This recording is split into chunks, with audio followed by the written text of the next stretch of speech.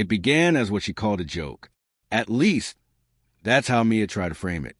That evening, while we were sipping wine, she gave me this sly smirk and said, "Even your best friend tasted me last week." The words hit like a hammer straight to my chest. For a second, I thought I had misheard her. Surely, she was kidding, trying to get a rise out of me, fishing for a reaction, or chasing some twisted sense of humor at my expense. But the look on her face said otherwise.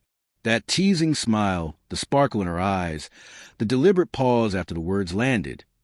Every detail told me she wasn't joking. My stomach twisted, my pulse quickened, and somewhere deep inside, a cold, heavy truth began to form.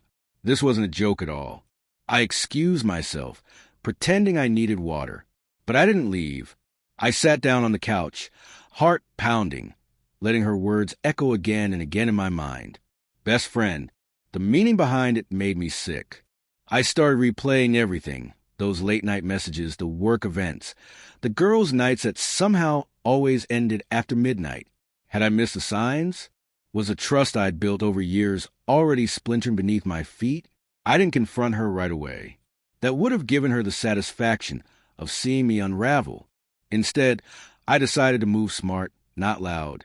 Rage clouds judgment. So I buried mine and started collecting proof. Every inconsistency, every subtle admission, every lie she thought she'd buried. I logged it all in my mind, building a quiet case brick by brick.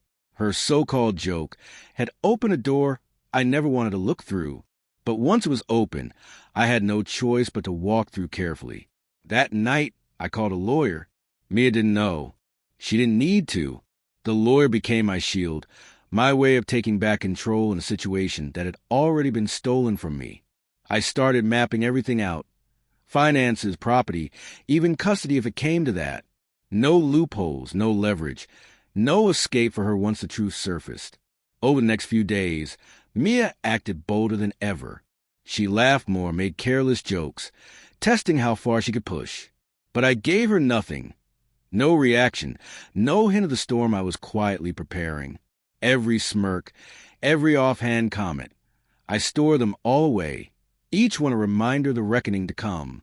Weeks later, when the divorce papers were ready, I handed them to her calmly. No yelling, no outburst. Her face drained of color as reality sank in. This wasn't a bluff. This was consequence. She stumbled over her words, tried to spin new stories, to plead and justify. But I stayed silent. The truth, carefully documented, spoke far louder than anything she could say. After that, she called, texted, and messaged endlessly. Each attempt was another echo of her regret, her desperation. I ignored everyone. Silence was my final answer. And in that silence, I found strength, power born from patience, planning, and precision. Her arrogance, her jokes, her betrayal, all of it collapsed under the weight of her own choices. In the end, I realized her smirk and her mockery had given me something invaluable. Clarity. She'd revealed who she truly was, and I responded with cold precision.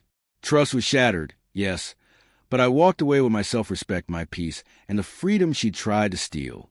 When everything was finalized, Mia finally understood.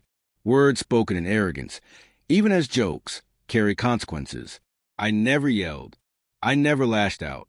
My response wasn't loud or violent. It was calm, calculated, unforgettable. The lesson was simple and absolute. Betrayal leaves scars, and some jokes end with far more than laughter. In the end, walking away was my victory. Her laughter, her arrogance, her carelessness, every bit of it painted her true face. And I made sure she would never forget how quietly and how completely I ended her game.